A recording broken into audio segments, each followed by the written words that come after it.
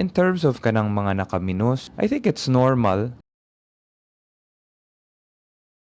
It has always been there. Ang kanang ginatawag na batikos. Wala tayo problema, ana. Dawat It na na. comes with it. So, in terms of kanang mga nakaminos, I think it's normal kay ilang tanaw sa ako Sitting pretty lang daw, kabasa kag mga inana, di ba? yeah. Kanang mga ingana, I don't really mind kay sa tinuod lang wala man sila kaila nako personal. I'm very secure with myself. Kabalo man ko how I prepare myself. I believe ako ang gabutang og most pressure on myself to grow. So, I don't really mind the outside noise. Mas mukuan lang ko when it becomes really personal. Sometimes dagan kitag makita on Facebook na sobra na. Sometimes parihaan ng when people resort to racism. They know my family's Chinese. We have Chinese blood. You're a full Filipino, by the way. Born and raised Mamagpapa. Filipino. Yeah. So, murag bastos ra kaayo when you use racism. When it comes to batikos, okay ra dyan na. When it comes to how you govern your people or kung naay pagkukulang sa imong mga serbisyo, wala na problema. Kailangan man pod. Because we're in a democracy, important dyan ang naingan. So, when it comes to that, I don't mind.